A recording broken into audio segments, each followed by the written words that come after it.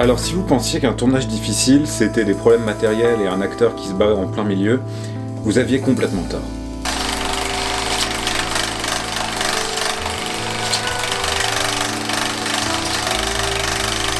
D'abord, j'ai malheureusement vu que j'étais pas le seul à faire une vidéo sur ce film. Je vais quand même essayer de me distinguer un peu de ce qu'a fait par exemple le fossoyeur du film. Alors le titre du film c'est Aguirre ou La colère de Dieu. C'est un film allemand qui est sorti en 1972 en Allemagne. Alors le projet il est assez ambitieux. C'est l'histoire en fait d'une troupe de conquistadors qui partent pour essayer de conquérir l'Eldorado. L'Eldorado c'est censé être une contrée d'Amérique du Sud qui est remplie de réserves d'or. En l'occurrence, on ne sait pas vraiment si ça existait, mais eux, ils y croyaient à fond et du coup, ils sont partis là-bas. Alors Aguirre, c'est un chef militaire qui embarque dans l'expédition, qui au début va essayer de faire en sorte qu'elle se passe bien, mais finalement, au fur et à mesure du temps, sa mégalomanie va prendre le dessus et il va complètement faire tout capoter. Alors, c'est qui Werner Herzog? Werner Herzog, c'est un réalisateur bavarois qui est l'un des piliers, ou l'un des fers de lance si on veut, du nouveau cinéma allemand. Le nouveau cinéma allemand, en fait, c'est un cinéma qui s'est opposé au cinéma classique allemand, c'est-à-dire au cinéma des studios. À la fois, c'est un renouvellement sur le mode de production, puisque c'est des films qui sont forcément tournés avec plus des bouts de ficelle que le cinéma classique, et aussi c'est une nouvelle approche aussi bien en termes d'esthétisme que dans le système de production. Herzog, il a réalisé tant aussi bien de la fiction que du documentaire. Il est connu pour faire des tournages qui sont plus que chaotiques. Dans le documentaire, il part souvent sur des zones de guerre ou des zones un peu tendues. Et dans la fiction, il est connu pour avoir des rapports très particuliers justement avec les acteurs. Il y a un exemple qui fait date, c'est qu'il a essayé carrément d'hypnotiser ses acteurs sur un film qui s'appelle Cœur en verre. Donc j'imagine que vous voyez un petit peu mieux le personnage. Pour revenir à Aguirre, effectivement, c'est un tournage qui a été assez compliqué. Alors tout d'abord, ils sont partis au Pérou avec un budget extrêmement modeste. 360 000 $ pour faire un film là-bas, c'est quand même un peu juste et ça vous dit long déjà sur les conditions de tournage qui vont arriver. Surtout qu'ils sont pas partis n'importe où au Pérou, ils sont partis sur le fleuve Amazon qui est connu pour ses rapides extrêmement dangereux et ils se sont mis en pleine forêt, en pleine jungle, à 200 km du village le plus proche. Les conditions de tournage sont éprouvantes de par le décor dans lequel ils sont, de par les risques fait prendre Herzog et de par aussi l'ambiance absolument affreuse qui règne sur le plateau. Kinski est connu pour être quelqu'un de plutôt très déséquilibré, qui a tendance à faire des crises de nerfs pour des raisons parfois un peu obscures. Sauf que Herzog n'est pas non plus la personne la plus saine d'esprit qui traîne dans les parages, et du coup un soir il va y avoir un clash entre les deux. Au cours de ce clash, Kinski dit qu'il va quitter le plateau. Sauf que Herzog n'entend pas de cette oreille, il sort un flingue, le braque sur lui et lui dit « Écoute, dans ce flingue il y a 9 balles, je t'en tire 8 dessus et je m'en mets une dans la tête si tu quittes ce plateau. » Alors Kinski apparemment il va complètement paniquer, il va partir en courant dans la jungle et il va se mettre à hurler « Police, police !»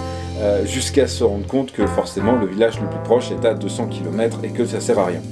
Du coup il va faire demi-tour et finalement ça va bien se passer et ils vont finir par boucler le tournage de Aguirre. Alors la question qu'on peut se poser c'est est-ce qu'il n'y a pas eu une influence des conditions de tournage sur le résultat final du film? Et la réponse c'est... Alors déjà Herzog s'était dit qu'un tournage comme ça c'était pas assez compliqué. Il s'est dit, si je le préparais pas, il n'a pas fait de découpage technique, ni de storyboard, ce qui fait que les 3/4 des plans ont été complètement improvisés. Alors ça se ressent quand même pas mal, puisque c'est le style d'Herzog, c'est-à-dire que Herzog a énormément tendance à faire beaucoup de plans en mouvement, en caméra embarquée. C'est son style, on le reconnaît grâce à ça, mais forcément ça peut avoir un côté un peu chaotique. On a complètement l'impression de rentrer dans la folie du personnage et d'être traversé par des milliers d'idées, des milliers d'émotions. Parce qu'en plus de cette prise de vue en caméra embarquée extrêmement fluctuante, le montage chez Herzog a tendance à être assez dynamique et arythmique. À un moment, il y a une scène où ils sont sur le bateau, on commence à parler d'une légende qu'on comprend d'ailleurs pas très bien, avec un bateau qui serait dans un arbre. Et en fait, on va voir ce fameux bateau à un moment, c'est-à-dire qu'on va voir ce bateau qui est effectivement perché au fin fond d'un arbre, et qui est censé être un mirage. Quand le bateau apparaît, il est filmé en plan fixe, il amène une forme de calme et de respiration dans le montage du film. Comme si tout ça était une réponse à la folie qui est en train de faire rage au sein de cet équipage. Alors l'impact des conditions de tournage sur le jeu des comédiens, il est aussi très présent. Dans ce film, on a l'impression qu'effectivement, pendant tout le tournage, ils ont vraiment été malmenés. C'est-à-dire qu'à part Kinski, qui est effectivement complètement happé dans sa folie et qui est absolument formidable dans ce rôle, les autres comédiens, qui d'ailleurs sont pas tous des professionnels, ils ont vraiment l'air au bout du rouleau. Et donc une scène où l'équipage est complètement au bout du rouleau, on sait pas trop pourquoi, c'est une forme de maladie fatigue qui les frappe. et on a vraiment l'impression qu'Herzog est en train de filmer le résultat de plusieurs semaines de tournage sur son équipe. À mon sens, dans le film, dans le jeu des comédiens et dans la mise en scène, la frontière entre réalité et fiction n'a jamais été autant éprouvée.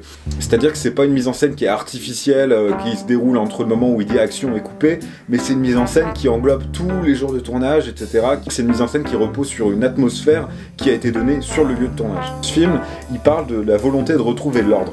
C'est-à-dire qu'on sent que Aguirre, c'est un peu au début le personnage qui maintient l'ordre dans une micro-société qui est devenue complètement folle. Il essaie vraiment de tenir par rapport à ça et de justement de pas céder à ses propres pulsions. À mon sens, plus le film passe, plus les personnages essaient de lui donner du pouvoir. J'ai l'impression au début qu'il lutte contre, mais qu'il se fait complètement aspirer. Pour moi, ce film, c'est une quête d'ordre qui au final tourne au fiasco total. Pour moi, le style d'Herzog, c'est la retranscription du chaos, de l'hésitation, du doute. Ça se traduit à mon sens par cette caméra embarquée, cette arythmie dans le montage, cette arythmie d'ailleurs qui est souvent mise en opposition avec des plans beaucoup plus fixes, beaucoup plus lents sur la nature. Moi j'ai cette sensation que chez Herzog, la nature elle est souvent mise en opposition avec la folie des hommes.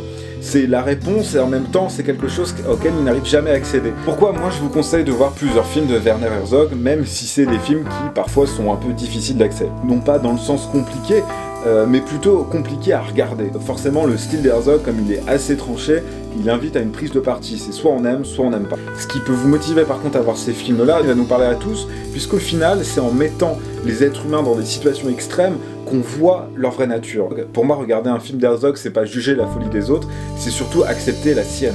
Et c'est en ça où je trouve que c'est vraiment intéressant de le regarder.